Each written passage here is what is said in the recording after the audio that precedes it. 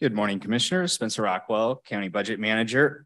So before you today is a resolution to adopt an amendment to the fiscal year 2023 budget. And then following that will be a resolution to adopt an amendment to our authorized staffing level as well. So these two are connected.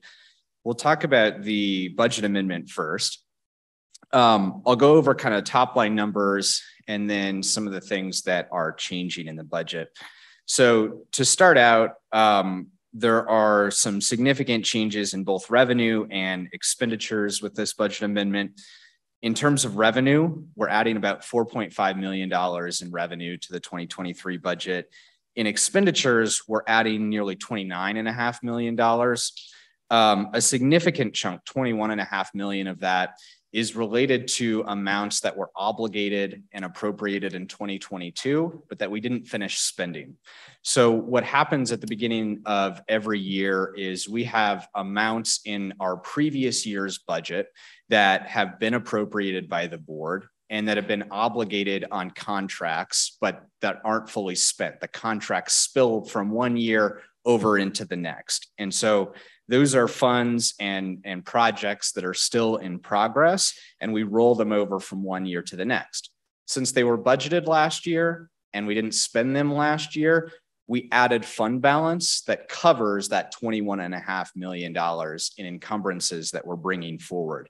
So there's not a real substantive change in budget. You don't see a change in our fund balances materially as a result of that, but it does lead to some pretty big numbers because we have a number of capital projects that are in progress right now where we have contracts with an engineering firm or a construction company, and we will continue to pay them throughout the year as those projects continue to progress.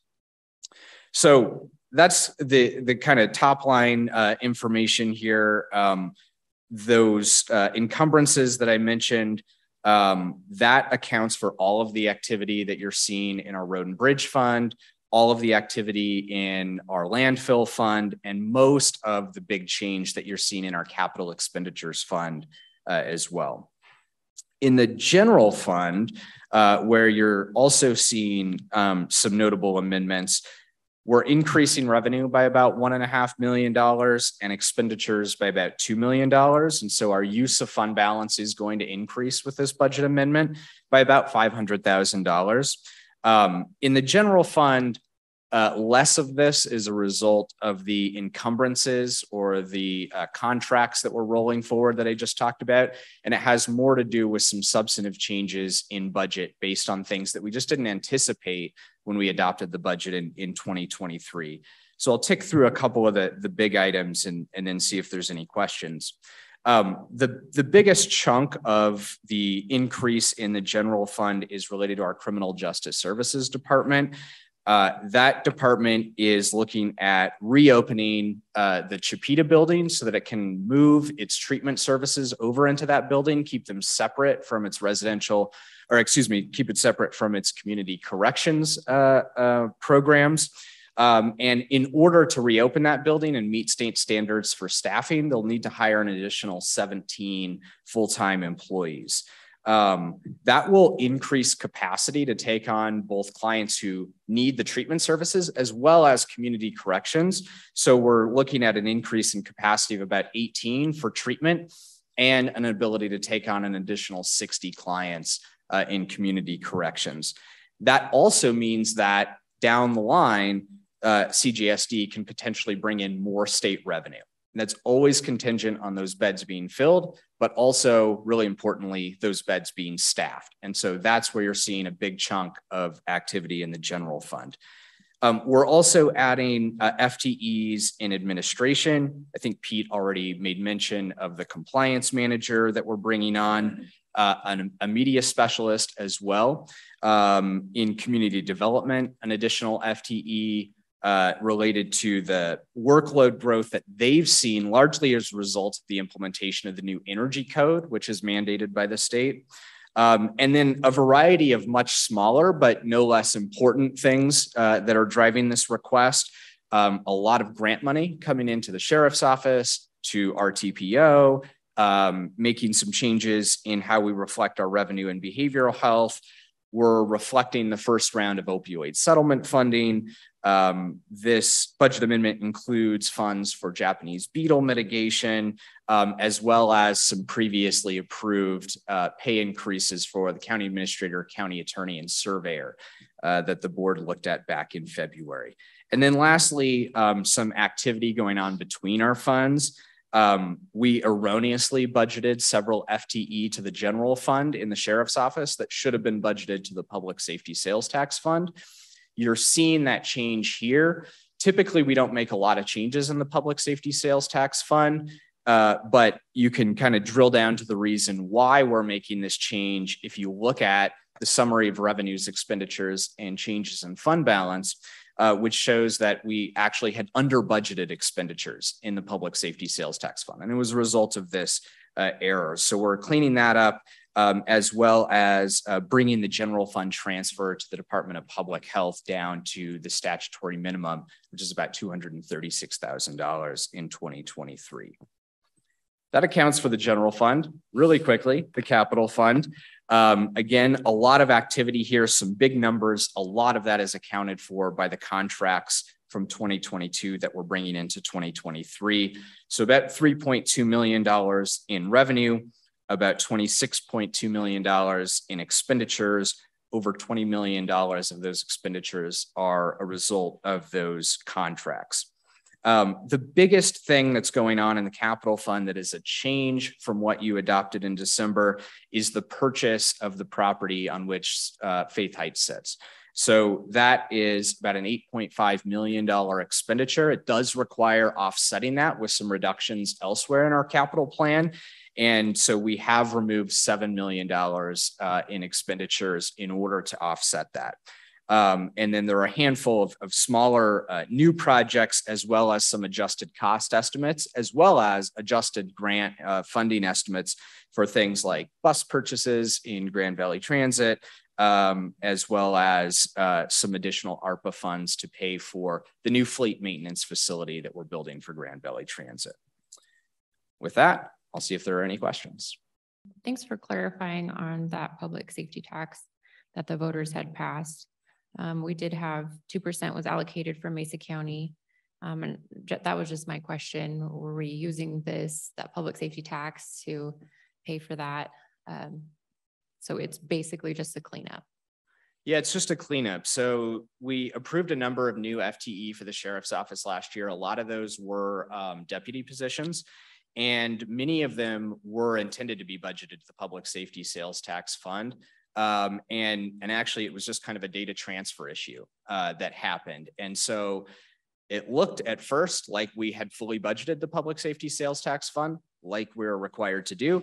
But as it turns out, we were missing about $245,000, which was directly tied to those 3 FTE. So this is really aligning with the budget that I told you were adopting back in December, and cleaning up my error where it didn't actually get into the right fund. Thanks. Cody, did you want to talk about the 17 FTEs? I think this is just such an interesting place where we've put our money where our mouth is when it comes to making sure mental health is a big issue for us and that we're really being responsive to the community's needs. Ricky Howie, Coffee and Civic Action. So if I understand correctly, there's a movement of $7 million in capital funds to make up for the purchase of the new building. I'm wondering if any of those funds that are being removed impact the Orchard Mesa pool? Spencer can answer that. Yeah, and then Pete, sorry. Yeah. You go ahead. No, they do not. We continue to work with the partners and hold our commitment to what it is on that, and but they do not. One of the major ones was a road that is controlled by the railroad. We've been unable to come to an agreement with the railroad on that particular road where we wanted to do some widening. So those funds are being repurposed to the Faith Heights purchase, along with one other road project that's not quite ready for moving forward at this point in time. So the priority change, Faith Heights, is going to be great for our county and in particular our residents to be able to come to a one-stop shop when we get that all completed and done. But that's majority of the transfer with those projects. Great, thanks, Pete. Do you have anything to add to that, Spencer? Nope, Pete covered it well. Great. And I do want to mention that we originally, is that right? Let me ask the question first, but we were planning on having a 55 million budget for the new county facing project, and we decided to go with Faith Heights. It was a much cheaper, viable option. Is that something that was in the works? Yeah, I can talk to that also. Yes, that is correct. We had planning processes on a major expansion that we'll no longer have to do, and this is a better alternative for us, and also an alternative that, again, as I said, will provide the citizens with a place to go for basically our what we'll call our front-facing operations in the long run. So I think it's going to be great for our citizens, great for the county, and establish that campus for our outreach to all our services that our citizens need to get to. Thank you. Spencer, am I correct in saying because of the savings from previous years, we're positioned well and we have the targeted areas that we're being responsive to the infrastructure needs of the community, prioritizing mental health, public safety, and we're trying to be agile and flexible to the immediate needs such as Japanese beetle, but also looking out for the long term for our county with our tax dollars. Would that be a correct assessment of what you kind of summed up? I think that's fair to say. You know, our capital plan is often very fluid. Changes happen as a result of shifting priorities. Changes happen as a result of changes in the cost of getting something done, because of conditions that occur while the project is underway. So certainly, we maintain a 6-year capital plan. We try and project out. I know our departments actually go quite a bit further than that, but that's really kind of the document that we put together that is public facing and that we bring to you as a board to look at, and then we appropriate on a year-to-year basis. And so that 6-year capital plan is something that is constantly being updated. And we're always evaluating when we make changes in projects today, what is that going to mean 2, 3, 4, 5, 6 years down the line? Mm-hmm. Great. Do you have any additional comments, Commissioner? If I get one other item we also watch for, in particular today's environment, and we saw it in number 5 today, grant opportunities to match our dollars from our citizens with other dollars that we can bring into our community. Sometimes we'll change a priority, obviously, if we can get a dollar on a dollar or other components and get that can accelerate a project, obviously. So that is something that we also take into account as we move through this process. So thank you. Thank you. Any other additional comments? We're good? Okay, I'll take a motion. Yeah, a motion to enter item 1 as introduced earlier. I second that. All in favor? Aye. Aye. All right, moving on. Number 2, consider adopting a resolution to amend the authorized staffing level for Mesa County, Colorado. And Spencer Rockwell, our budget manager, is here to present. So this goes along with the last resolution.